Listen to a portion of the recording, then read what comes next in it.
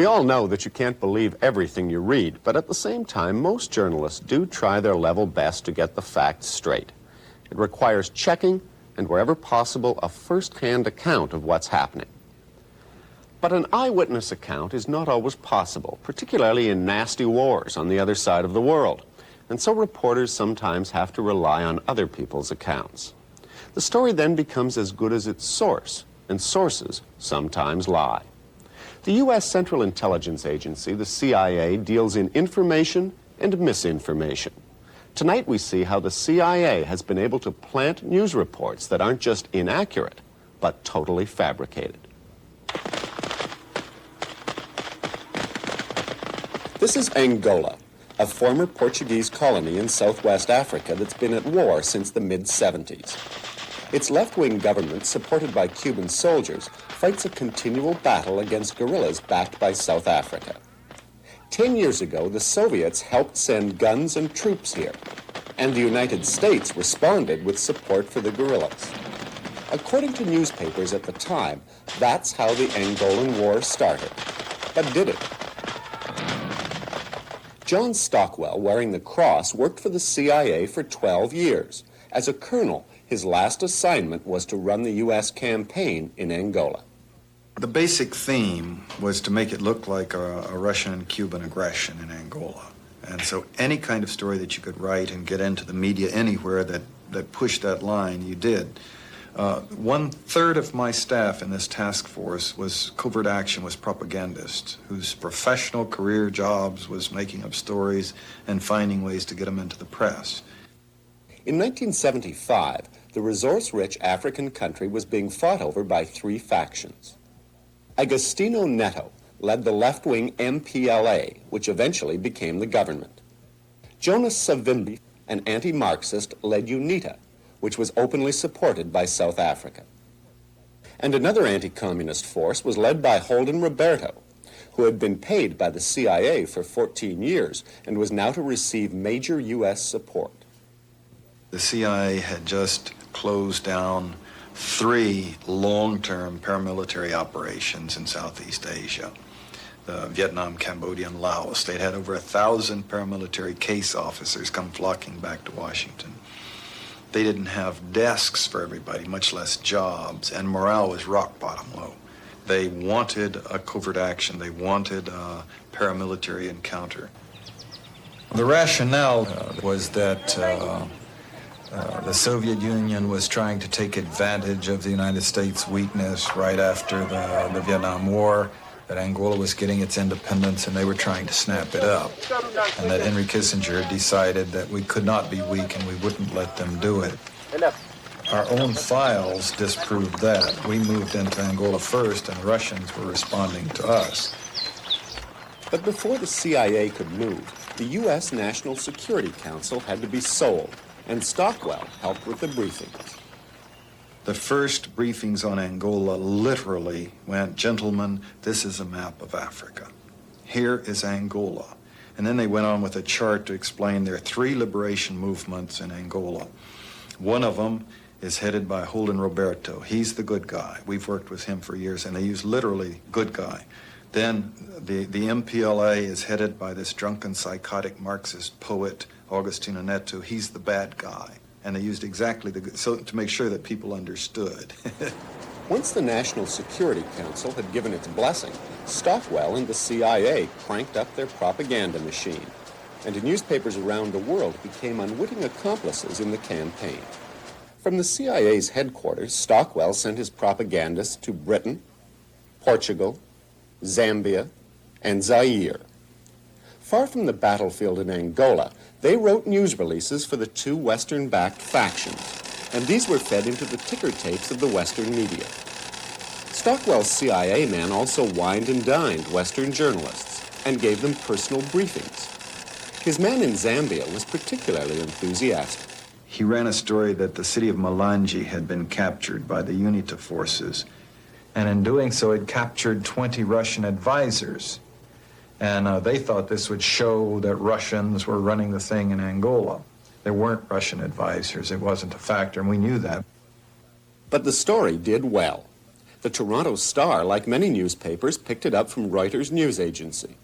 It was also carried in the Montreal Gazette and in the Vancouver Sun. I remember reporting that very clearly.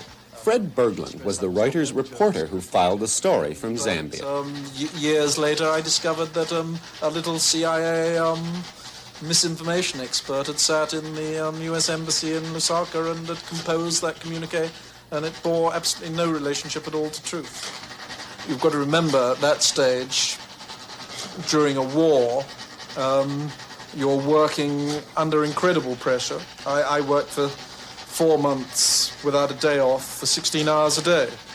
And all that was wanted was a flow of information. I mean, I'd done the same in the Middle East War. I was based in Damascus. And in the first week of the war in Damascus, I wiped out the Israeli Air Force 3 times over, with official statements. Reuters, with its headquarters here on London's Fleet Street, is one of the world's largest news agencies. Its international bureaus provide many newspapers with their only source of news from far parts of the globe. Well, I mean, with hindsight, some of the official statements from the side I was reporting, and I stress from the side I was reporting, but also from the side that people in Luanda with the MPLA were reporting, clearly most of those statements were completely false. The CIA man in Zambia soon came up with an even better story. He had some Cuban soldiers raping some young Angolan girls. Then there was a battle, and he had that Cuban unit cut off and captured. And then he had the Cuban women, the victims, identifying their rapists. And then there was a trial, and they were convicted. And then he had them executed by a firing squad of the women who had supposedly been violated, with photographs of young African women with weapons shooting down these Cubans. There had never been a rape. There had never been the military action. The Cubans had never been captured. It was all fiction. Fiction, maybe, but it showed up on the front page of papers like the Toronto Star.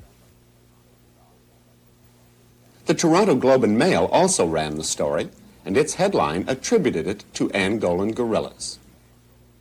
Many other Canadian newspapers in cities like Winnipeg, Montreal, and Halifax picked up the story. Basically, and to put it very crudely, you can publish any old crap you like, and it will get newspaper room. But despite the best efforts of the CIA, the armies it supported didn't stand much of a chance once Cuban soldiers showed up. The force led by the man who'd been on the CIA payroll, Holden Roberto, was wiped out. And UNITA and the South Africans made a hasty retreat. Back in Washington, Congress didn't want another Vietnam and voted against spending any more money in Angola. More recently, the CIA has found work for its skilled writers in Central America, particularly in the campaign against the Sandinistas in Nicaragua. First, the arms flow story. According to President Reagan, Nicaragua supplied guns to left-wing guerrillas in neighboring El Salvador. The Sandinista dictatorship of Nicaragua, with full Cuban Soviet bloc support, not only persecutes its people, the church, and denies a free press, but arms and provides bases for communist terrorists attacking neighboring states. David McMichael was the CIA's senior analyst on Nicaragua. He was asked to write a report on the arms flow, but when he looked at the evidence, it didn't support Reagan's claims. The argument that we're dealing with here is, do these arms come through or from Nicaragua with the complicity of the Nicaraguan government? And the evidence does not sustain that. In 1981, the CIA asked McMichael for a report on the Nicaraguan press, opposition, and church. And my conclusion was that, there was a significant space for these groups to operate, but that they were in no danger of suppression or disappearance. Compared to any other Central American country, Nicaragua has by far the liveliest opposition press and media. Over 2/3, for example, of the 40-odd radio stations in the country are still privately owned and generally speak their mind. When McMichael spoke his mind, the CIA didn't like it. He was fired. But after 4 years of fighting, now the Nicaraguan government has suspended many freedoms. In the world's newsrooms, the CIA efforts at disinformation continue to turn up. In 1982, reporters were shown photographs of what the CIA said were Soviet bases in Nicaragua, identifiable by their Soviet-styled obstacle courses, training areas, and guns. I used to laugh and say, look at that Soviet-style baseball diamond over there, this is almost foolish, really, to talk about this. First of all, they're not Soviet military bases. That's the whole point. The second is that a barracks is a barracks. An obstacle course is an obstacle course. The Soviet freighter Bakuriani pulled into the Nicaraguan port of Corinto today, carrying a mystery cargo which could lead to a showdown between the Sandinista Just over a year government ago, and Ronald on the Reagan. day President Reagan was reelected, his administration came up with another Nicaragua story. This one had to do with Soviet MiG fighters, which Washington said had been shipped to Nicaragua in some mysterious crates detected by satellite surveillance. The result was more headlines. But as the story developed, doubts began to emerge. Ronald Reagan had a warning today for Nicaragua and for the Soviet Union. Reagan said the U.S. still cannot confirm reports that Nicaragua has received a shipment of MiG-21 jets. But he said if the reports turn out to be true, the U.S. would take a very dim view. The Nicaraguan government has denied that crates taken off a Soviet freighter today contain any warplanes, and it's accused Reagan of trying to whip up an invasion fever. By week's end, U.S. officials were saying there weren't any MiGs after all. It's the usual thing. The charge makes the headlines. The retraction makes the inside pages. 8 or 10 days later, it's revealed, well, MiGs weren't on the way, but that's no longer a headline. So what one is left with is the overall impression from the screaming headlines of the week earlier that Nicaragua continues to represent this enormous danger to the security of the United States.